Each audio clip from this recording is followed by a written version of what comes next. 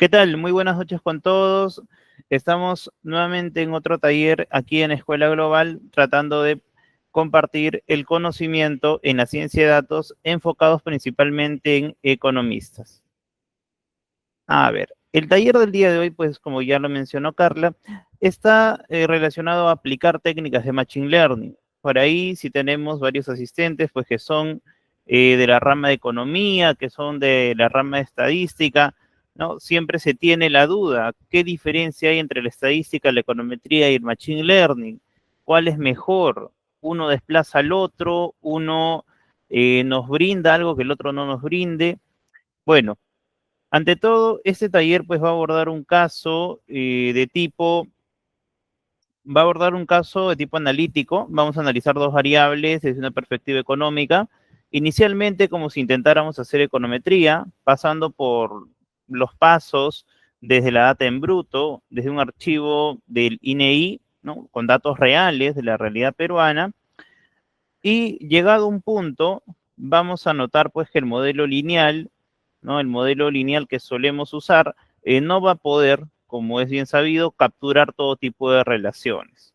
Es ahí a donde vamos a abordar algunos modelos de Machine Learning y vamos a ir comenzando pues a explicar cuál es su funcionamiento, cuál es su lógica, qué ventajas o desventajas nos traen en comparación con la econometría o la estadística clásica. También es importante mencionar desde un primer momento que estas técnicas no guardan los mismos objetivos. Mientras que la econometría, la estadística buscan predecir y explicar, el machine learning tiene por objetivo principal la explicación, perdón, la predicción de los eventos, los sucesos y las variables. Entonces, son dos técnicas que tienen similitudes, pero que en el caso del Machine Learning, pues vamos a explotar más la parte computacional, vamos a explotar más los recursos cloud, los recursos en lenguaje de programación, y no vamos a estar tan atados a los supuestos estadísticos, ya que nuestro objetivo va a ser la predicción. A ver, por ahí creo que están levantando la mano. Sí, respecto a ello docente, Ujú. comentarle a todos los participantes que después de la ponencia del docente van a poder hacer sus consultas, así que las pueden escribir desde ya incluso ahí en la sección de preguntas y respuestas, que de hecho está en la parte inferior derecha, donde hay tres iconos, un triángulo, cuadrado y círculo, y de esta manera irse a la sección de preguntas-respuestas y ya estar dejando sus preguntas. Adelante, docente, ya puede continuar. Ok, muchísimas gracias por la aclaración, Carla. Perfecto. De igual manera, como muchos de ustedes pueden tener pues alguna duda, algún interés en el desarrollo de este proceso, como les decía, voy a tratar de hacer lo más real el procesamiento de estos datos. Como les decía, les estoy compartiendo el link de este archivo Notebook, que es un link que está disponible para cualquiera, no es necesario hacer la definición de un correo, simplemente ustedes entran y van a poder observar este documento. Eso sí, vamos a explicar también el entorno de trabajo, vamos a explicar de dónde estamos sacando la data, cuál es nuestro objetivo y todo lo demás. ¿Ok? Entonces, comencemos. Primeramente, el tema que vamos a ver hoy día va a tratar de relacionar dos variables demográficas, ¿no? Que podrían también tener su lado económico, ya que vamos a hablar pues del ingreso per cápita del hogar y la cantidad de miembros en dicho hogar. Vamos a ver que esta relación, primeramente la vamos a tener que sacar, la vamos a tener que obtener de una base, que es la base del INEI. Así es que vamos directamente a Google, escribimos INEI, consulta por encuesta, se nos va a dirigir a esta ventana. Para los que hemos tenido el gusto de trabajar con data del INEI, sabemos pues que es un recurso público, al igual que las herramientas que vamos a usar. Todo lo que vamos a trabajar el día de hoy va a ser con recurso libre al alcance de todos. En este caso, yo voy a bajarme una base, una encuesta que ha hecho el INEI durante el 2022 en su módulo sumario. Elijo por acá, ENAJO, metodología actualizada, condiciones de vida y pobreza, y elijo por acá el año 2022 para obtener la encuesta anualizada. ¿Ok? Vamos a tomar datos de la realidad peruana desde esta misma página. Dentro de toda la información que recolecta el INEI, que nos puede servir para hacer estadística, econometría, machine learning, investigación científica, en fin, datos en abundancia, pero también pues suponen un reto porque necesitamos conocer o tener algún tipo de referencia y costumbre sobre su metodología. ¿Qué significa cada pregunta? ¿Dónde encuentro la información? ¿Qué pasa si tengo vacíos? En este caso vamos a tomar una base sencilla que viene siendo la base de sumaria, llamado también módulo 34. Ustedes pueden hacer clic por acá y les va a descargar un archivo zipeado que alguno de los presentes quizá va a reconocer el formato de este archivo. ¿Ok? El formato de este archivo va a venir siendo un archivo de tipo stat. Si doy extraer por acá, a ver. Ah, ok. Lo que sucede es que como el archivo, acá está, me descomprime la información, lo coloco por aquí. La fecha de modificación, pues, de esos archivos es la de su creación. Ah, aquí está. No, acá dice 10 de mayo del 2023. Perfecto. Bien, entonces acá ya tenemos una información que es la que vamos a usar. El archivo es sumaria y van a notar que en el archivo que les he compartido se hace mención de este dato. Ahora, ya tenemos los recursos, ya tenemos la información que vamos a usar, la hemos bajado desde la misma web del INEI. Por acá yo ya lo había subido, pero la voy a volver a subir. En lo que les explico qué es esta ventanita, ¿no? Habíamos dicho primeramente que el taller es en R. Sin embargo, estamos acostumbrados a ver pues la ventana de RStudio. Y es que lo que no es muy conocido, no es muy usado, es que Google nos permite también trabajar código R dentro del entorno llamado Google Colab. Google Colab nos va a permitir usar los dos lenguajes de programación más usados y que se van a desarrollar en el curso, que vienen siendo R y Python. Google, de manera gratuita, pone a nuestra disposición, a nuestro servicio,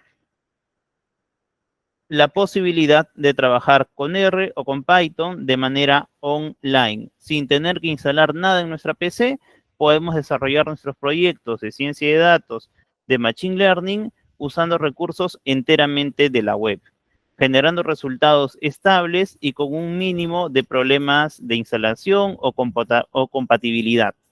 Esa es una ventaja que es reciente, por ahí algunos de ustedes no lo conocen, pero nos facilita, nos soluciona la vida. A la hora de enseñar lenguaje de programación, ya sea Python o ya sea R, siempre se enfrenta pues el reto de que en ocasiones el alumno y el docente tienen versiones diferentes del software. Usando Google Colab, esto se anula.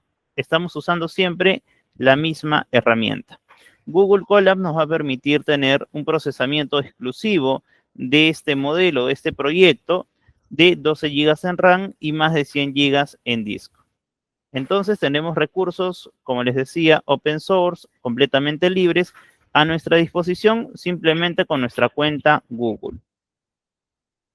Ok, entonces he subido por acá mi archivo, ya les mencioné que este entorno pues es Google Colab, quiere decir que mis códigos R van a procesar acá sin usar la memoria RAM de mi PC, únicamente debo tener pues una conexión estable a internet para poder desarrollar mi proyecto.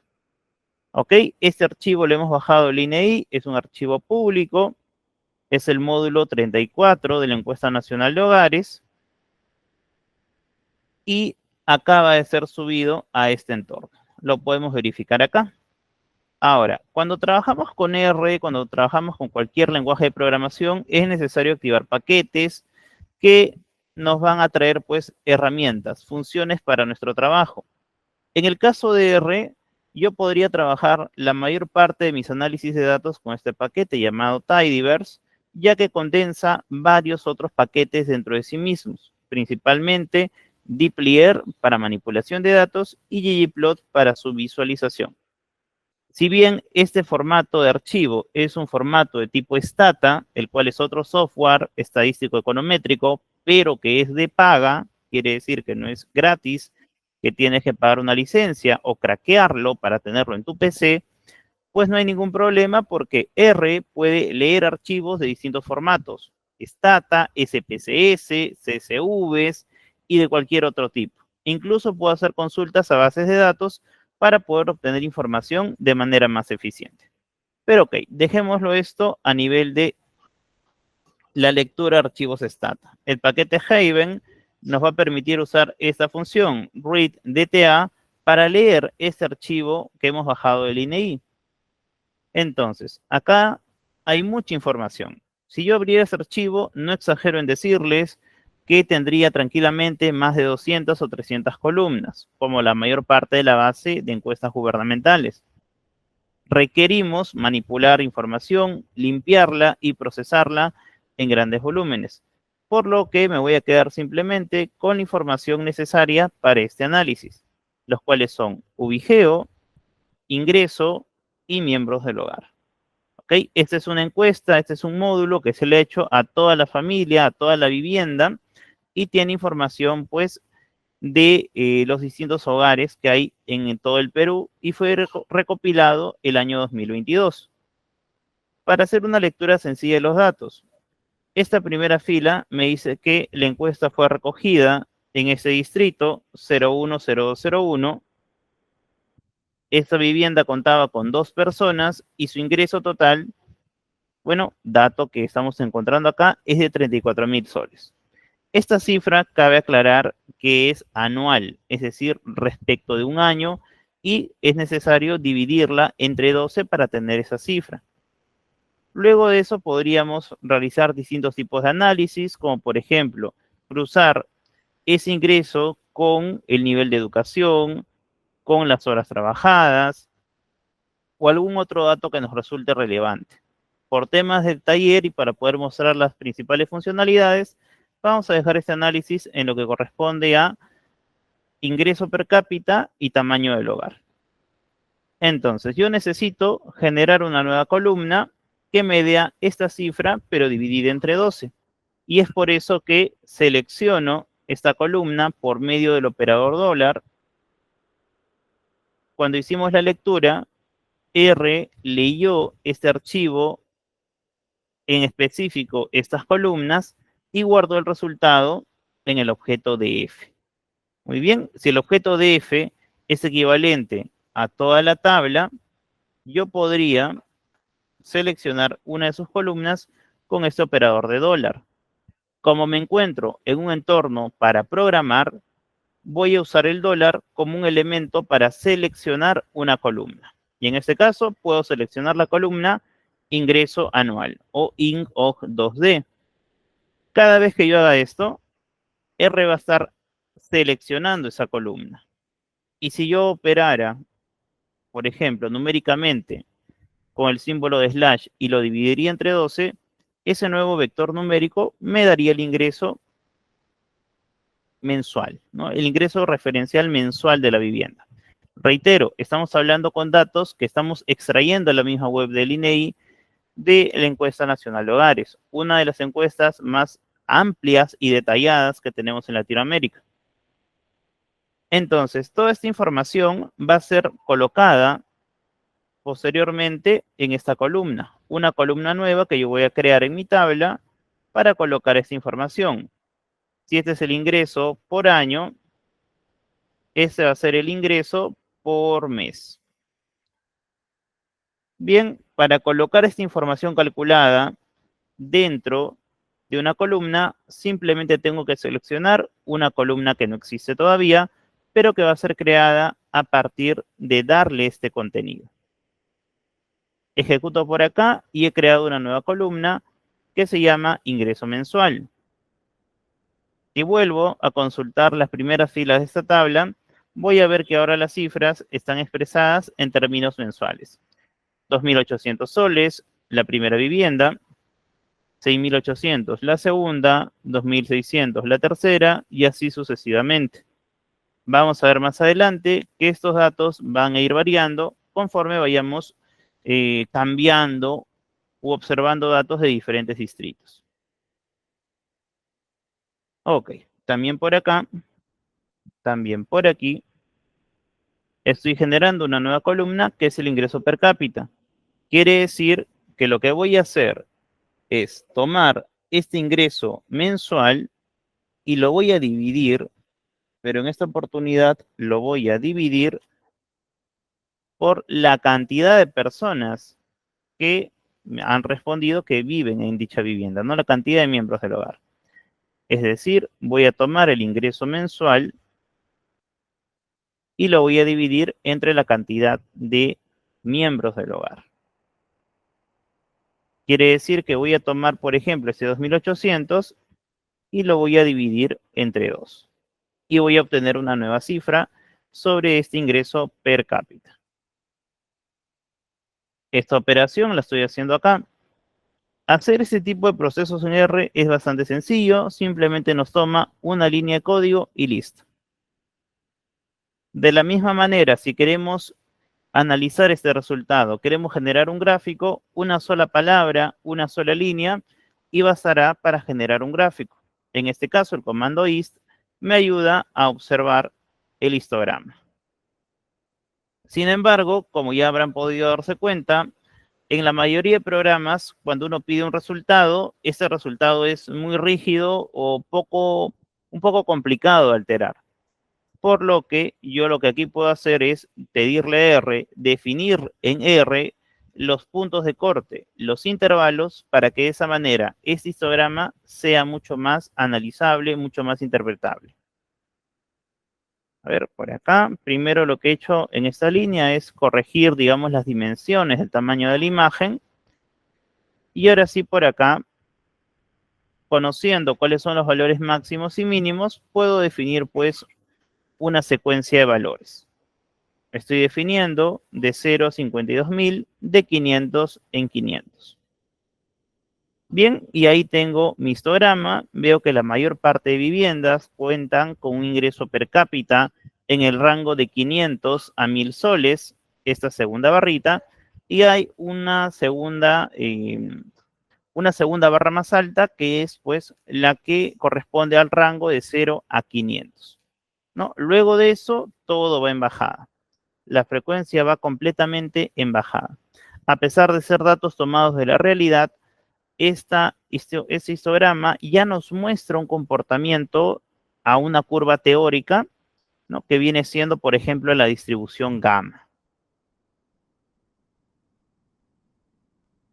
Si quiero generar un gráfico para analizar, por ejemplo, la relación, ¿no?, entre ingreso per cápita y cantidad de personas en dicho hogar, voy a darme cuenta que, a diferencia de lo que uno normalmente debe hacer, pues los puntos no van a ser una opción viable.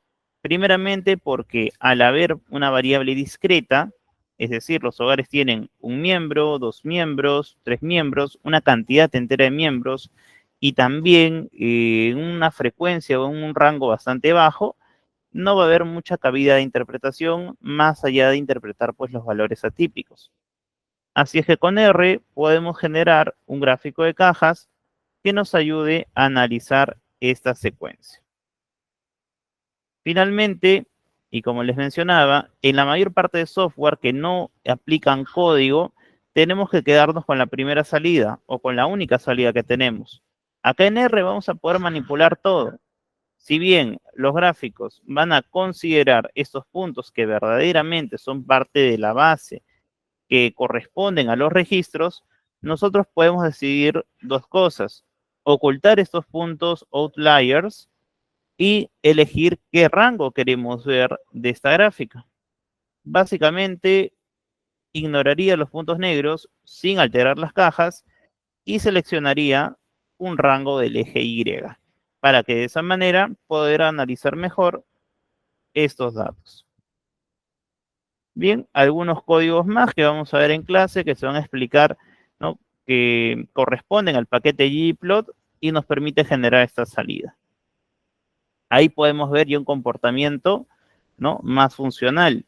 A medida que la cantidad de personas o miembros del hogar aumenta, se va reduciendo se va reduciendo pues el ingreso per cápita e inclusive su variabilidad también se va reduciendo. Finalmente, los hechos, los datos y la realidad nos presentan ese tipo de comportamientos. No es algo netamente teórico.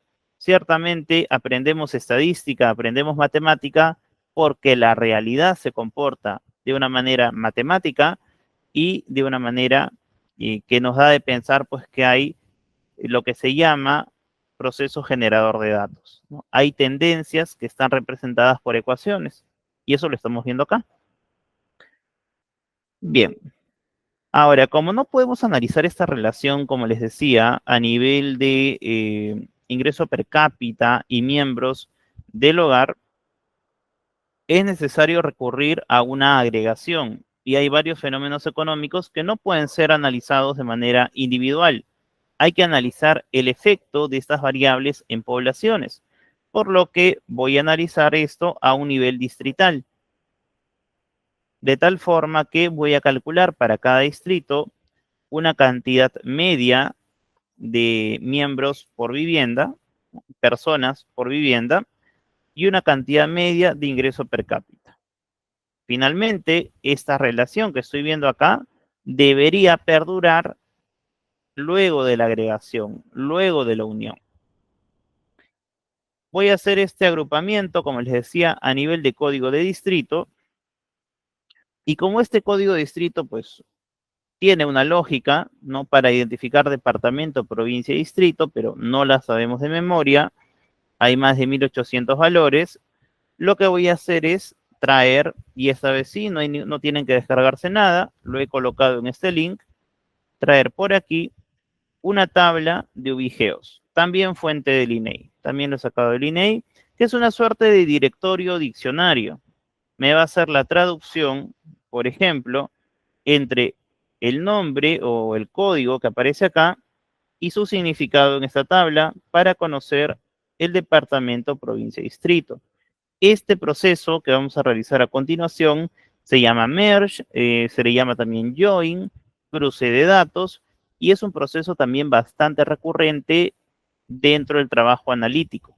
Tomar distintas fuentes de información y unirlas en una sola. Entonces, ya tengo mi data agregada, digamos que he transformado mi encuesta del INEI en este resultado por distrito, y lo que voy a hacer ahora es darle significado a estos códigos en base a este archivo. Este archivo que reitero, lo he colocado en este link, no tienen que hacer nada, simplemente le dan un play y con eso es suficiente. Ahora, como pueden ver, trabajar con código, trabajar con R, nos permite hacer varios procesos y primeramente nos va a permitir pues codificarlos. Una vez que yo haga ese proceso para la encuesta del año 2022, puede ser repetible para el año 2023, 2024 o para procesar años anteriores. Lo único que estoy haciendo de manera activa es básicamente ejecutar y dar clic y explicar el código. Bien, teniendo mis dos tablas, voy a hacer la unión con la operación de left join.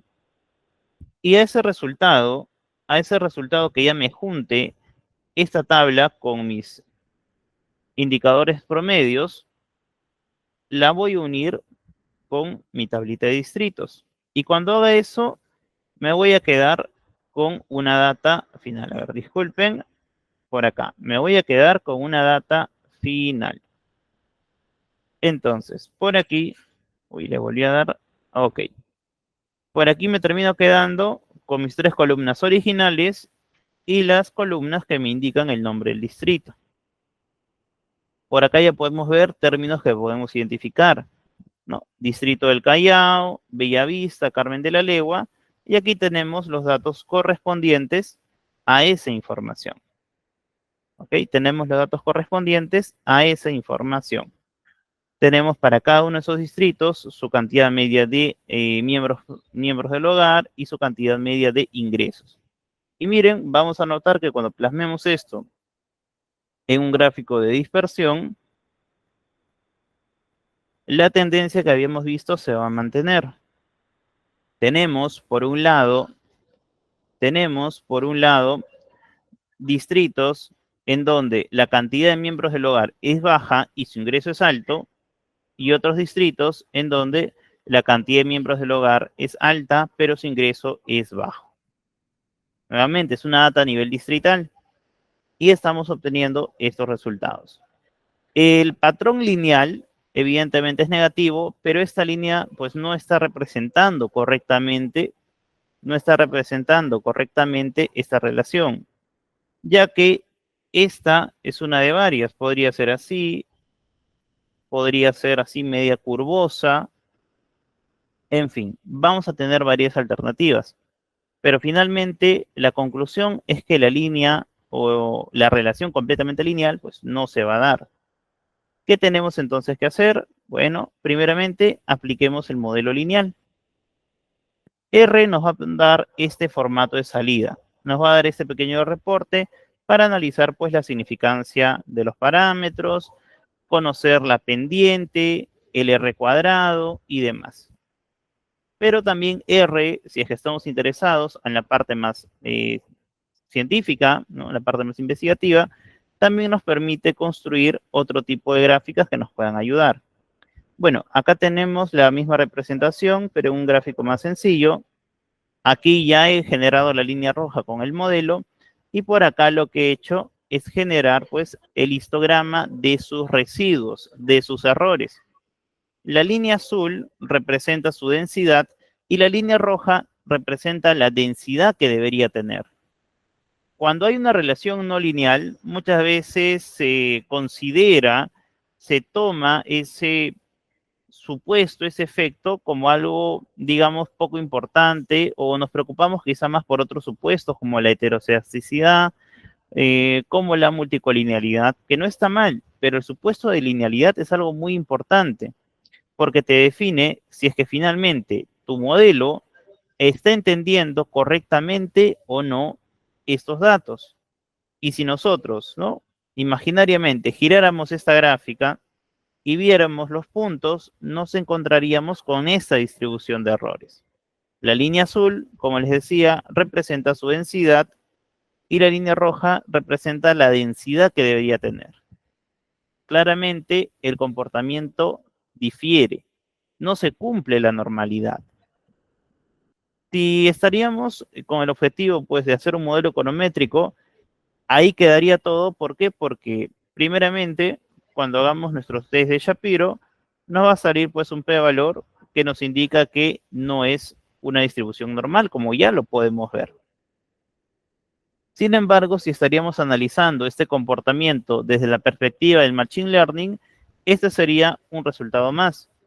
Y en lugar pues de descartar el modelo, descartar el proyecto, optaríamos por usar otro algoritmo. Y es ahí en donde vienen los distintos algoritmos que vamos a ver a continuación. Así es, venimos por acá y vamos a ver nuestro primer modelo, que viene siendo el árbol de clasificación, o perdón, el árbol de regresión. Finalmente, el modelo de árbol es un concepto bastante sencillo, pero da pie a algo mucho más potente. Y lo vamos a ir conociendo en los siguientes minutos. Primeramente, hay que mostrar las similitudes. Ambos son modelos. El modelo de regresión lineal es un modelo y trabaja con esta función LM. Voy a dar un poquito de zoom. Y en R las relaciones se expresan colocando la Y primero, luego una virguliña y después las variables regresoras. Cuando veamos un modelo de Machine Learning, le vamos a informar lo mismo. Lo único que va a cambiar es el nombre de la función, el nombre del algoritmo. Así es que venimos para acá y la función que vamos a usar se llama rpart. Rpart, miren por acá, me va a recibir la información de la misma forma. Mi variable objetivo en función de mi variable regresora, mi epero. Por acá le voy a decir la data, en qué tabla se encuentran estos datos. Y acá indico pues que está en DF3. Adicionalmente, el Machine Learning que se basa en algoritmos de optimización, se basa en algoritmos pues, principalmente computacionales, pero guiados por una base matemática y estadística, van a requerir de nosotros el análisis. No nos van a exigir supuestos, pero sí nos van a pedir un poco más de análisis. Nos van a pedir un rol más activo, como por ejemplo, definir qué nivel de profundidad debería tener este árbol. Más adelante, qué nivel de población va a tener un bosque o qué nivel de ajuste va a tener algún otro modelo. Y es ahí en donde ya el trabajo cambia. Ya no estamos evaluando supuestos, no estamos esperando pues qué variable quito, qué variable pongo para conseguir la normalidad, sino más bien que asumimos un rol más activo y buscamos generar modelos que por un lado optimicen su precisión, pero que tampoco caigan en el sobreajuste. Bueno, el trabajo y el rol del Machine Learning dentro de la analítica de datos es interesante, activo y un proceso también pues bastante complejo, pero a su vez motivador. Bien, entonces les decía por acá, tenemos la función rpart y le estamos dando la misma indicación que le daríamos al modelo lineal. Tenemos por acá lo siguiente. Aquí en el algoritmo de control vamos a ir especificando un hiperparámetro, una indicación que le estamos dando a esta máquina. La indicación es el nivel de profundidad. Voy a comenzar con un nivel de profundidad 1 y vamos a ejecutar esta línea. La segunda línea crea el modelo, toma la información, la misma información que usó la regresión lineal, y ahora intenta entenderlo por otro medio, por otro algoritmo. Es como si le dijéramos a otra persona un mismo problema y esa otra persona nos diera su opinión, nos diera su punto de vista. Al final, cada modelo es un algoritmo distinto que el otro, pero con un mismo objetivo, con sus propias ventajas y desventajas. Lo siguiente, después de crear el objeto modelo árbol, es aplicar la función rpartplot para poder visualizar ese árbol. Muy bien, un árbol con un 1 de profundidad quiere decir, por ejemplo, acá vamos a dibujar un arbolito y solamente tiene 2 ramas, nada más. Es un árbol bastante sencillo, pero estas 2 ramas van a tener por objetivo tomar, por ejemplo, este promedio, el promedio de los promedios es 1790 en todo Lima y Callao. Y lo que ha hecho el árbol es encontrar la manera de generar 2 promedios diferentes, lo más diferentes posibles. Me dice, hay un grupo cuyo promedio es 1200 y otro grupo cuyo promedio es 3118. Este primer grupo representa el 72% de los datos, en un PAI sería algo aproximadamente así, y este otro un 28%. Entonces, el árbol va a tener por propósito separar lo más posible los promedios. Para aquellos que recuerden el modelo de ANOVA, podría ser como un ANOVA pero inverso.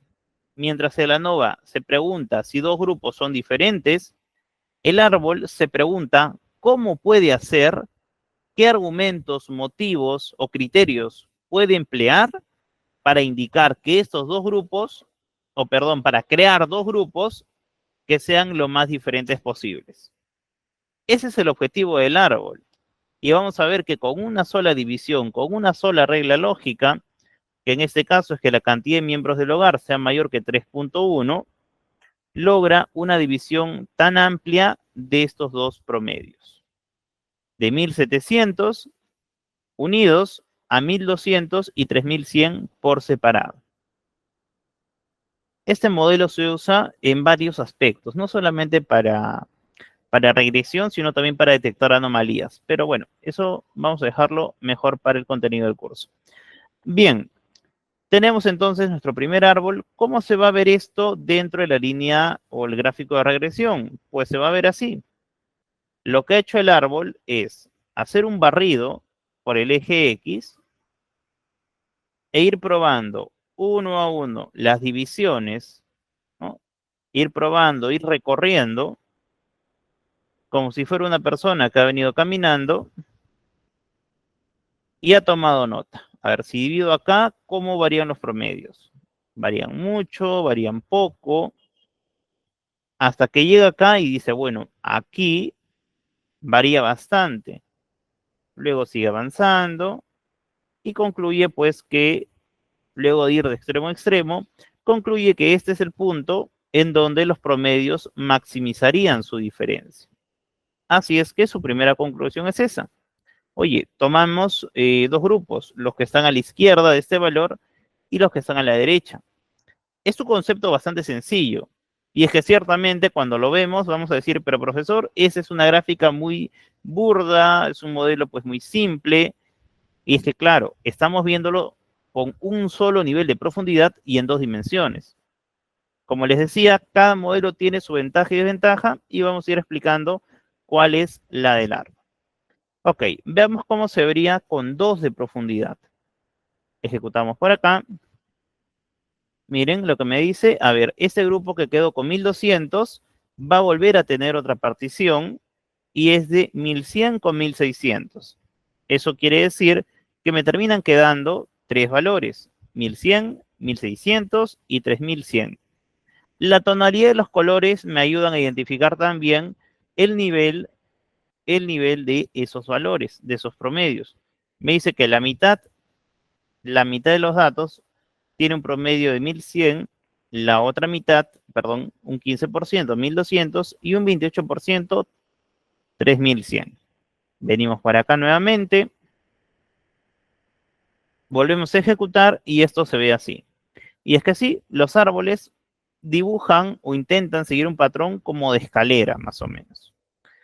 Muy bien, entonces venimos para acá, le podemos dar un último intento, un tercer nivel quizás ahí de profundidad, pero en este caso nosotros hemos definido pues el último nivel. Acá el árbol, a pesar de que le estamos dando permiso de que considere 3 niveles de profundidad, está decidiendo no hacerlo. Y está bien, es lo que mejor puede hacer.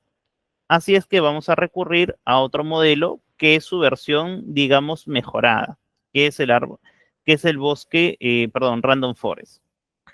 En este caso, los errores que estamos viendo del árbol se representan en ese histograma y van a ver que aunque, claro, no aspira a representar una normal, sí tiene una mejor concentración de errores en un rango de más o menos 500 respecto del modelo anterior. El modelo anterior tenía más casos fuera de ese rango. Y este otro modelo, simplemente recurriendo a reglas lógicas y solamente 2, ha logrado un mejor ajuste. Pero bien, el Machine Learning no se reduce a esto. Finalmente hay casos en donde el árbol va a ser muy potente. Primeramente, ¿por qué? Porque acá podemos notar que el árbol no se ve obligado a usar la información que tiene. Ese es un punto muy importante cuando querramos ver sesgos. Si hemos estado haciendo en algún momento un modelo econométrico, hemos tenido que decidir qué información entra y qué información no entra. Hemos tenido que validar, pues, que correlacione, que separe, que influya, no influya. Sin embargo, en el árbol, uno puede relajar un poco más ese supuesto. ¿Por qué? Porque, primeramente, el árbol usa una variable a la vez y va a usar la que mejor funcione. Eso quiere decir que si yo hubiera puesto 10 variables, de las cuales una sirve y las otras 9 no sirven, solo va a usar la que sirve. Y si por ahí tenía otra variable que servía pero ligeramente, pues el árbol, cada vez que abra un nodo, va a esperar el momento adecuado y cuando el momento adecuado llegue, esa variable que para el 100% de los datos no es útil, quizás sí lo va a hacer para una menor proporción de esa información. Como les decía, parece un modelo sencillo, pero tiene un gran potencial porque puede recibir más información que un modelo lineal, no va a usar la información que no le sirva y puede encontrar casos en donde sí sea útil esa información que a nivel general no sea muy relevante. Ahora, de igual manera, es completamente válido decir, pero profesor, acá tenemos una línea o una escalera básicamente. Es algo muy rígido. Concuerdo completamente. Y entonces, acá tenemos ese otro modelo que es Random Forest. Random Forest nos va a dar una versión bastante mejorada del árbol. Va a tomar sus debilidades y las va a volver una fortaleza. Primeramente voy a definir mi bosque con un árbol y con un solo nivel de profundidad, ya que quiero mostrarles que efectivamente el algoritmo es el mismo. La diferencia que tiene Random Forest con el árbol de regresión es que Random Forest genera un bosque entero, genera varios árboles. Y estos árboles, sea la cantidad que sean 2, sean 500, sean 1000, estos árboles van a tener porciones distintas de la data. Van a poder encontrar allí el efecto de los outliers, van a encontrar casos específicos en donde influya una variable y todo eso se va a integrar para generar un solo pronóstico. Como así, tan solamente manteniendo ese único nivel de profundidad, yo paso de un árbol a 10 árboles. Pasando de un árbol a 10 árboles, esos 10 árboles van a tener criterios distintos sobre dónde sería el punto de quiebre. Como hay puntos distintos o hay más de un punto de quiebre, ya la línea comienza a suavizarse y no tiene una sola esquina. Poco a poco va agarrando flexibilidad y se vuelve una línea menos de esquinas. Podría yo por acá pasar 25 árboles, seguir con un solo nivel de profundidad y ya tengo algo más agradable. Finalmente, colocar por acá 2 niveles de profundidad sobre estos 25 árboles y ya comenzar a tener un resultado más adecuado. Bueno, por acá sí quizás me está diciendo una punta, pero bueno, démosle un poco más de procesamiento. Ahora, en este caso en específico, no me puedo acceder mucho porque tengo una cantidad de datos relativamente baja. Pero bueno, creo que la idea se puede entender, se puede explicar por ahí. Esa es la lógica de un bosque. El bosque va a poder usar una múltiple cantidad de árboles, recibir esa información y nuevamente, no se trata de llenar tampoco el dataset por llenar, pero va a poder encontrar patrones y solo usar aquello que le sirva. Aquello que no le sirve, no lo usa. Vemos el ajuste por aquí. Nuevamente llega un rango de errores mejor que el modelo lineal, puesto que tiene por objetivo predecir más que explicar. ¿Ok? Recuerden, por favor, que en la estadística, la econometría, el beta 1, el beta 2 necesitan la normalidad, necesitan la homocedasticidad, necesitan la no multicolinealidad porque están buscando estimar un parámetro poblacional. Así como como uno hace una prueba de hipótesis del intervalo de confianza de la media, así como cuando uno busca estimar una proporción, los modelos estadísticos y econométricos buscan estimar esos parámetros. Su razón de ser son los parámetros. No siempre van a existir esos parámetros. No siempre, inclusive con el Machine Learning. No hay modelo que logre explicar todo. Va a depender de los datos el que funcione o el que no funcione. Bien. A ver, por acá. Uy, me faltó instalar este paquete. Bueno, vamos dejando ejecutando por aquí.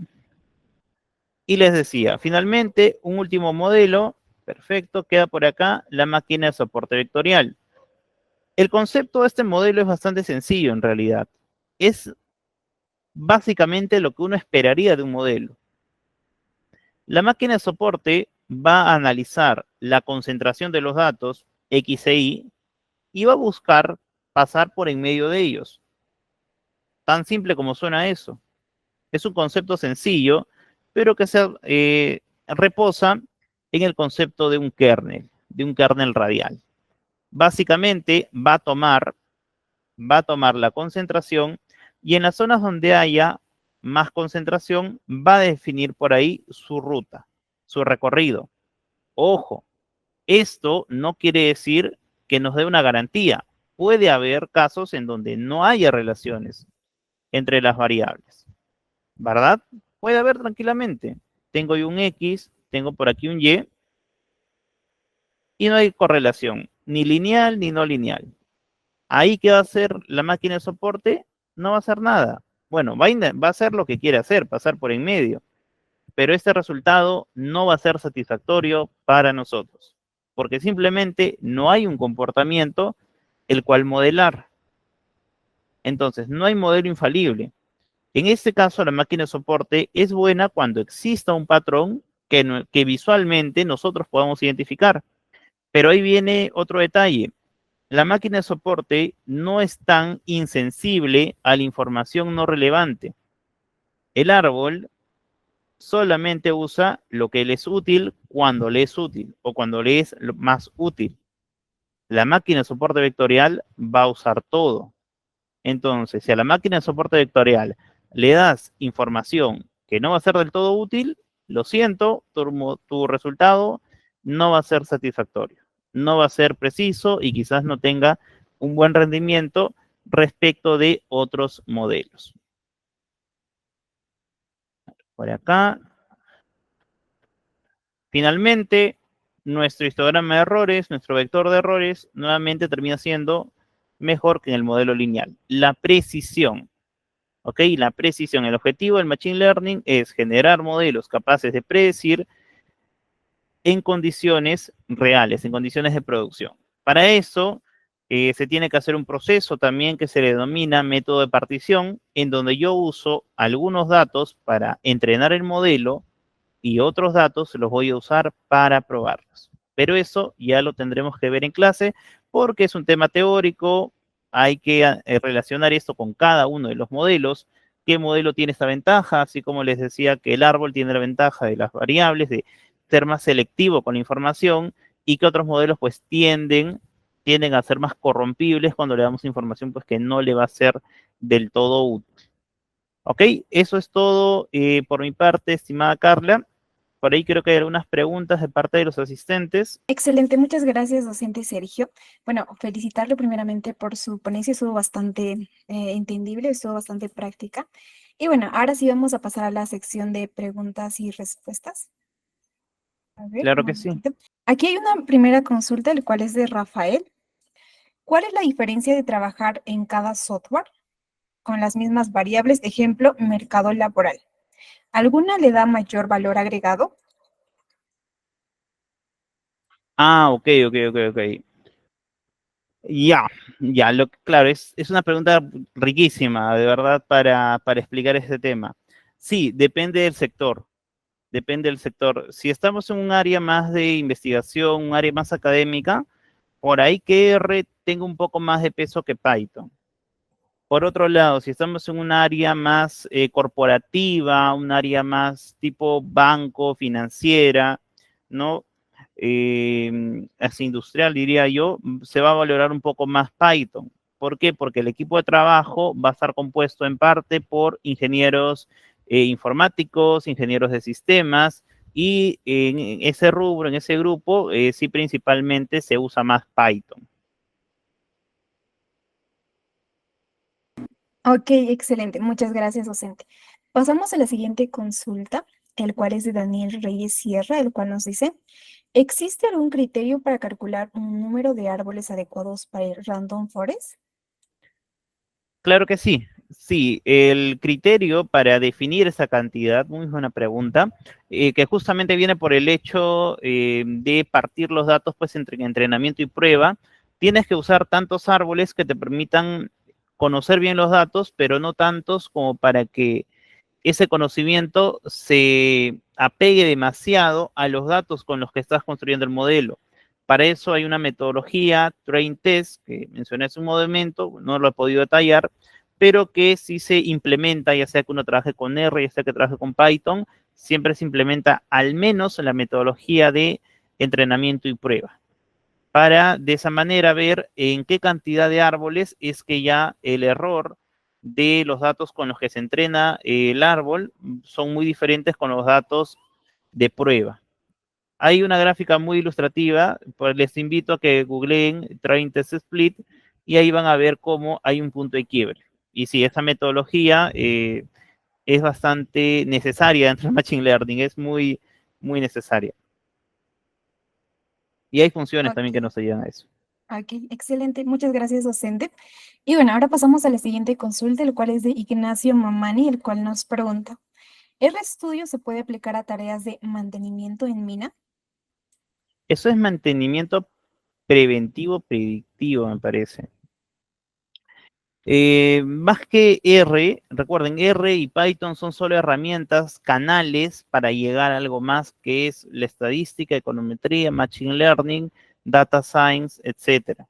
Entonces, sí, sí hay procesos analíticos que se aplicarían a los casos de las minas para medir el rendimiento, para analizar la evolución, para predecir por ahí o analizar por ahí algunos factores de riesgos, pero es muy específico. O sea, sí, sí se puede, pero necesitas una referencia, ¿no? Conocer más la metodología o el contexto de cómo es que aplican en la mina. Pero sí, de que se aplica, se aplica. Ok, excelente. Muchas gracias, docente. Y bueno, ahora pasamos a la otra consulta. A ver en orden. Claro que sí.